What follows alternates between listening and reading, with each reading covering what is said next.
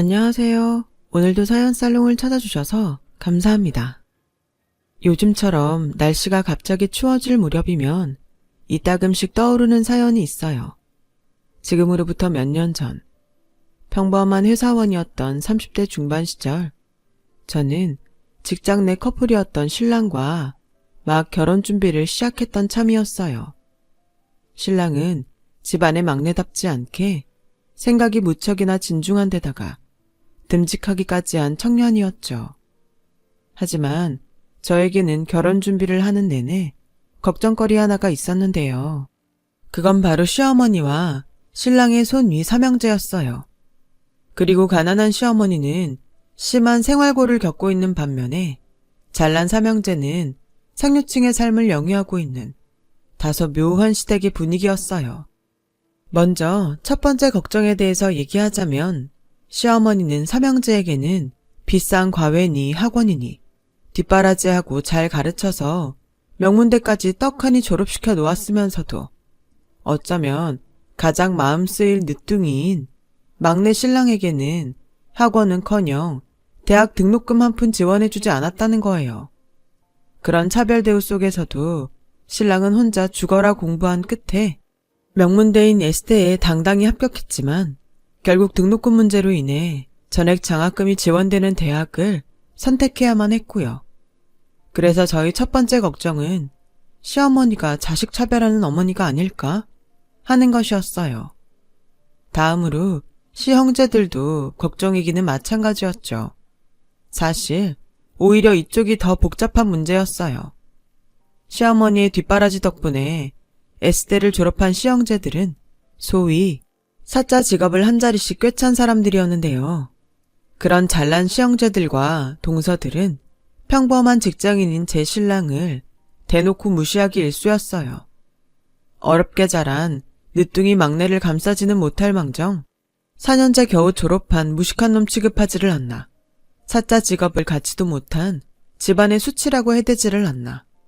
에스테 동문인 형제들끼리 가족 외식을 하겠다면서 신랑에게 먹다 남은 잔반으로 비빔밥이나 해먹으라고 희죽거리던 날에는 제 치가 다 떨릴 지경이었어요.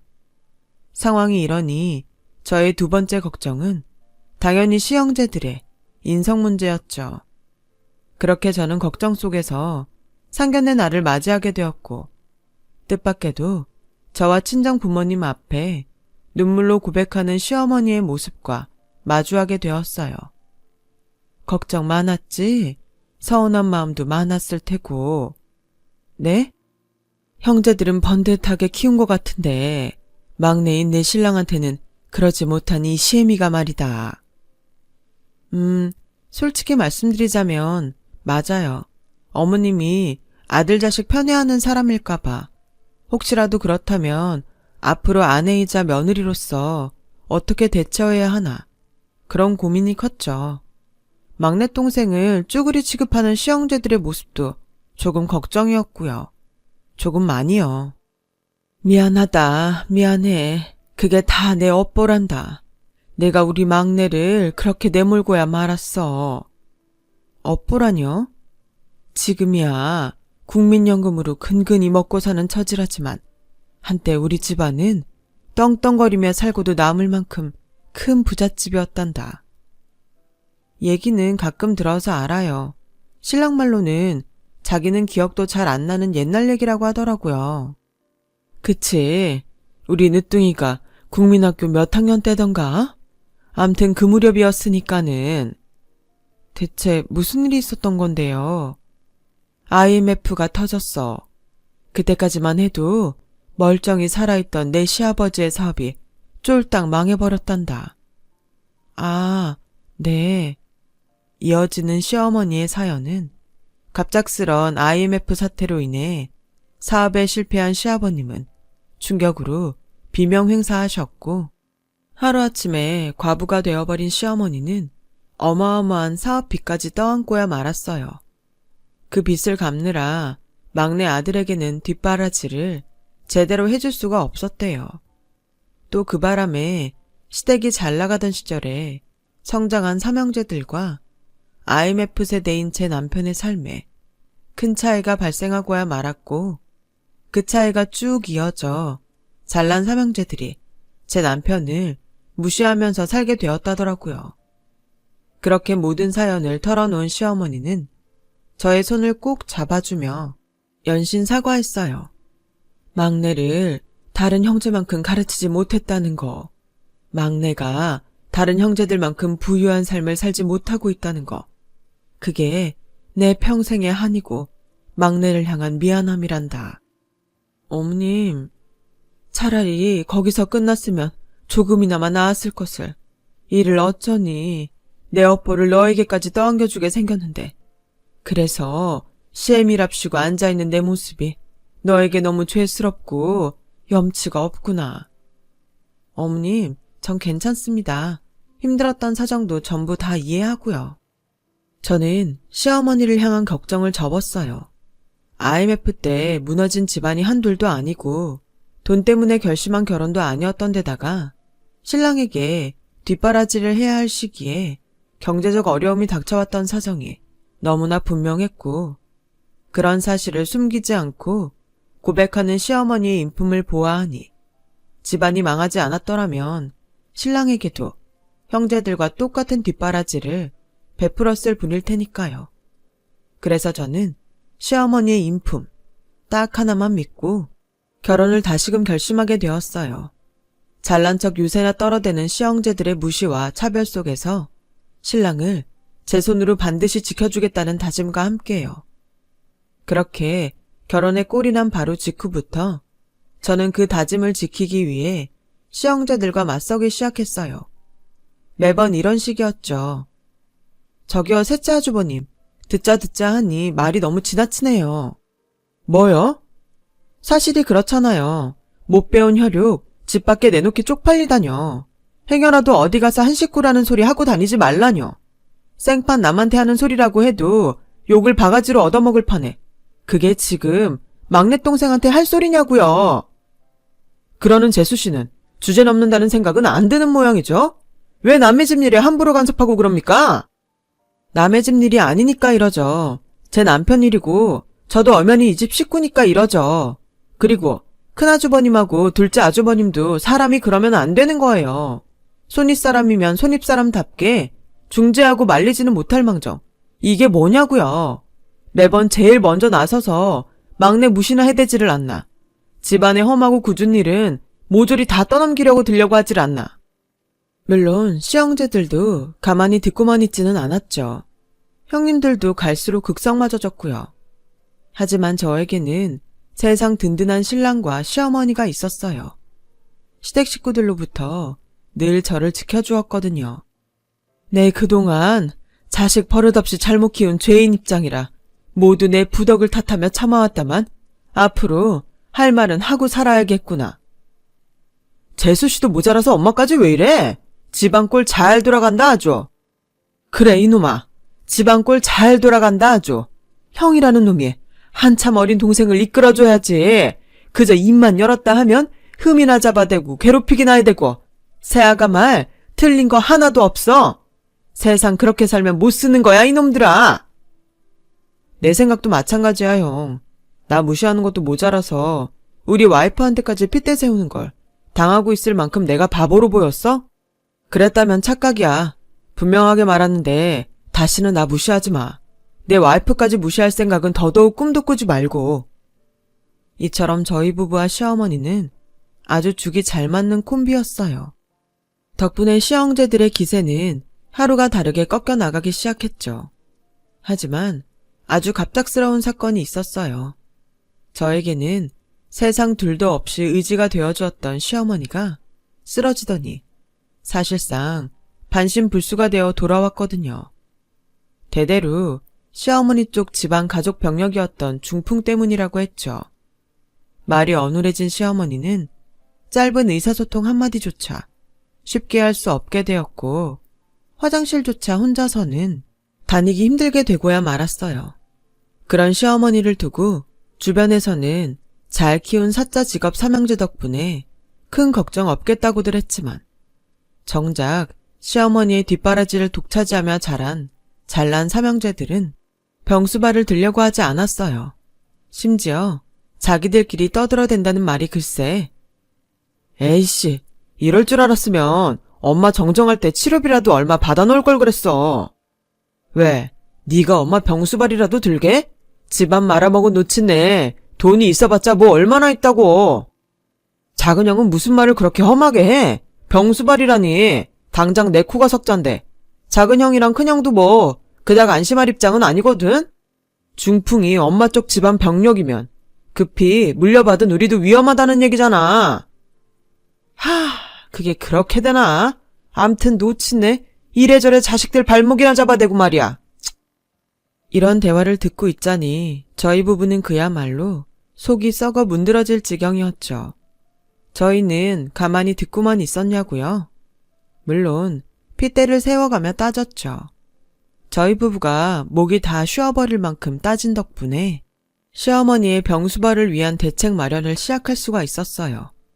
시형제들은 그나마 핏줄이랍시고 시어머니를 요양원에 보내자는 얘기를 마지못해 꺼냈고요. 물론 당연히 동의할 수 없는 제안이었죠. 요양원 얘기 자체만으로도 못마땅한데 시형제들이 지들 멋대로 알아보기 시작한 요양원은 최대한 값싼 요양원이었거든요.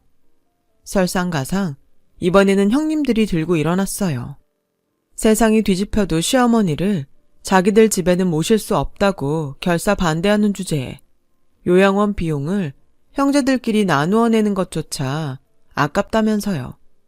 저는 결국 참다 또 한 번 폭발하고야 말았죠. 아주버님들, 그리고 형님들, 당신들이 지금 제정신입니까? 재수씨는 매번 선을 너무 넘어. 그 세대들은 성격이 다 그 모양인가? 글쎄요. 선을 넘는 건 당신들이죠. 당신들이 자식이라면, 당신들도 사람이라면 인간의 탈을 뒤집어 쓴 입에서 싸구려 요양원이니 그 비용마저도 아깝다느니 하는 얘기들은 나올 수가 없을 테니까. 이봐요, 재수씨. 우리 어머님이 왜 요양원에 들어가셔야 하는데 장성한 자식 넷이나 멀쩡히 두고 왜? 뭘 모르면 그냥 잠자코 우리가 하자는 대로 하기나 해요. 아닌 말로다가 엄마 최대한 값싸게 모실 수 있으면 두루두루 좋은 거 아뇨. 오히려 없이 사는 재수씨네 입장에서야 제일 이득일 거고. 그렇게는 못하겠는데요. 못하겠다면 직접 병수발 드시게? 그럴 능력이나 있나 몰라? 그렇게 잘 배우고 잘났다는 양반이 의외로 무식한 구석이 있네요. 하긴 맨날 이런 식이었지. 뭐? 무식? 잘 들어요. 아픈 부모 모시는데 제일 필요한 건 정성이야. 사랑이고 마음이야. 그래서 우리 어머님은 내가 모십니다. 배응망덕한 당신들 대신에. 그렇게 호언장담하며 돌아섰지만 시형제들은 반신반의하는 눈치였어요. 그럴만도 했던 것이 맞벌이 부부인 저희 입장에서는 몸조차 제대로 가누지 못하는 시어머니를 24시간 케어하기는 어려운 상황이었으니까요.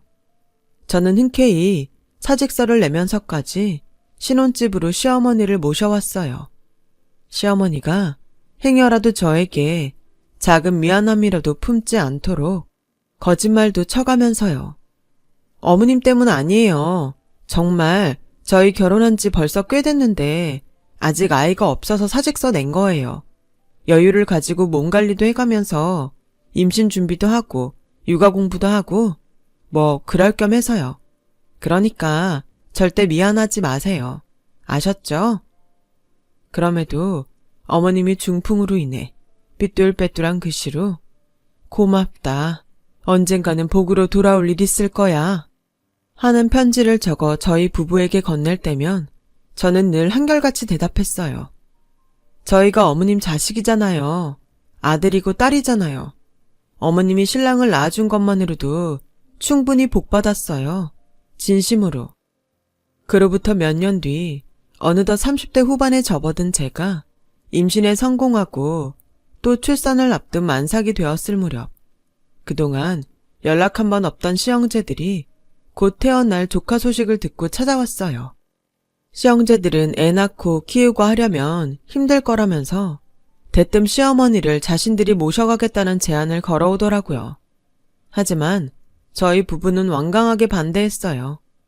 시형제들을 향한 원망과 실망이 워낙에 컸기 때문이었죠. 그러나 시형제들은 결국 문제의 그날, 저는 간병인에게 시어머니를 잠시 부탁해둔 채로 산부인과 진료를 받고 있었는데요. 한껏 겁에 질린 간병인으로부터 전화가 한 통 걸려왔어요.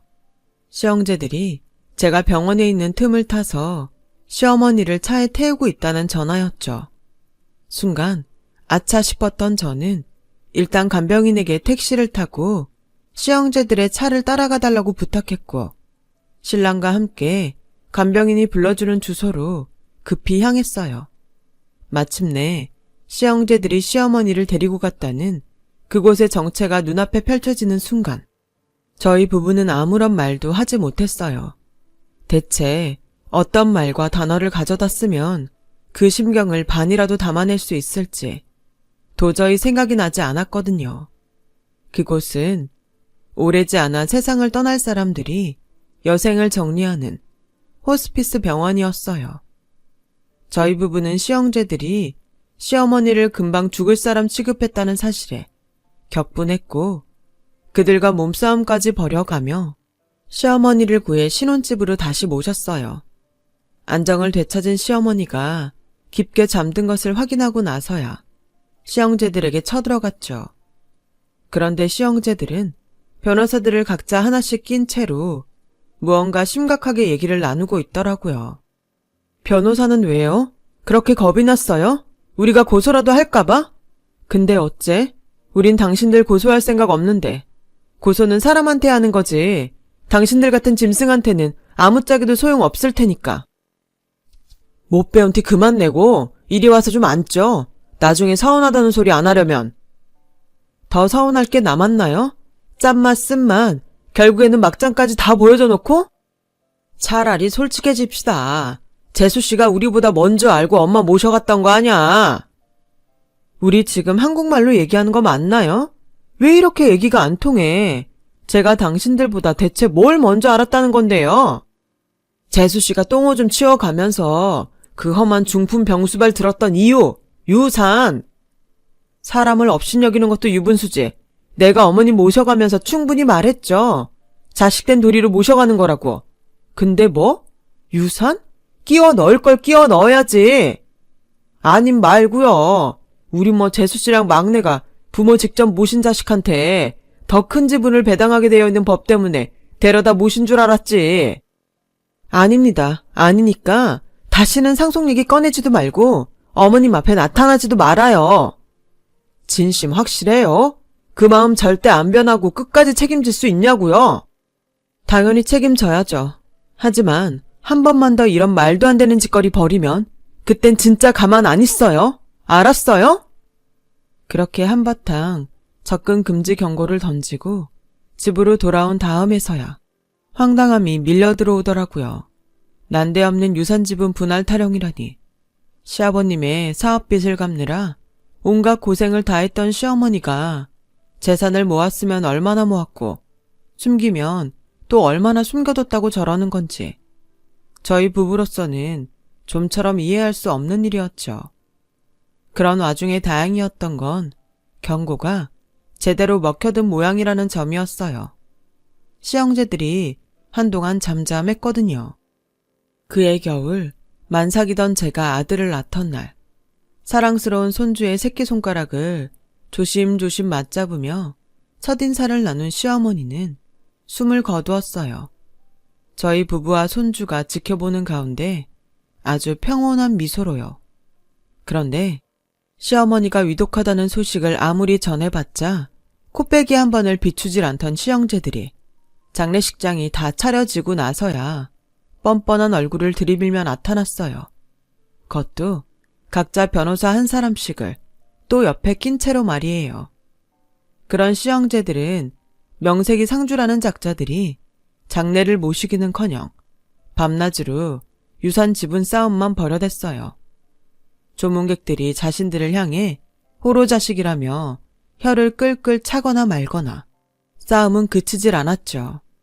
당연히 시어머니의 마지막 떠나는 자리를 정성껏 지키는 상주는 저와 신랑밖에는 없었고, 장례식 내내 꼴불견 시형제들을 꾹꾹 참아왔던 저희 부부는 발인을 마치고 나서야 길을 나섰어요. 아무런 명분도 모르는 시형제들을 이끌며 시어머니의 유언을 지팡하기 위해서요.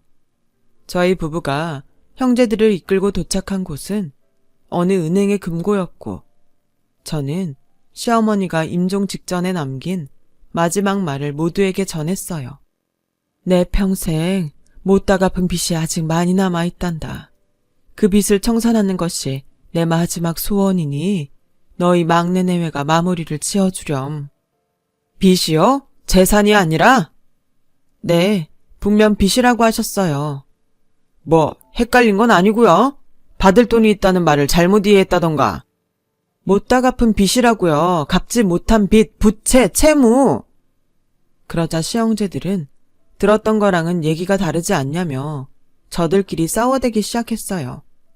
아무래도 무언가를 미리 알고 있었으며 큰 기대를 품은 채로 은행 금고까지 따라왔다는 눈치였죠.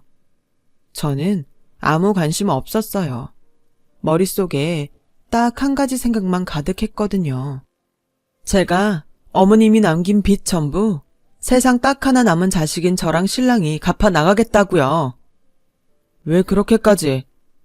그렇게 해드려야 이 한많은 세상에 작은 미련이나마 남아있지 않도록 전부 지워드려야 어머님 가시는 길이 마음 편한 꽃길이 될 수 있을 테니까요. 얼마나 큰 빚인 줄 알고요. 아직 금고는 열어보지도 않았잖아요.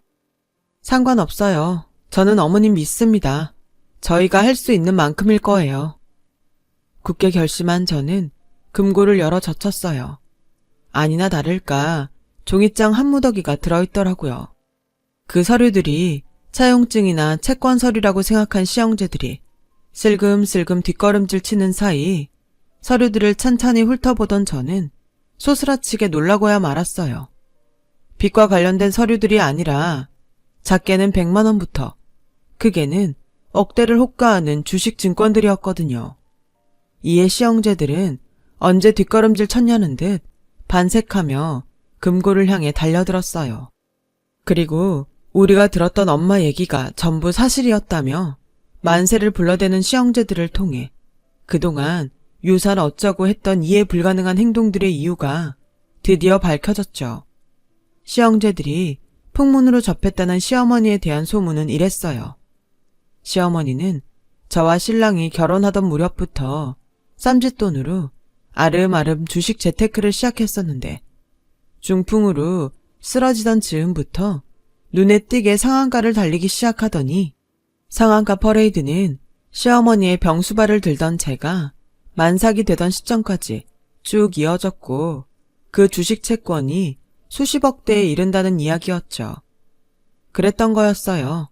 시어머니에 대한 소문은 전부 사실이었고 시형제들의 이해할 수 없는 행동은 전부 돈, 유산 때문이었어요.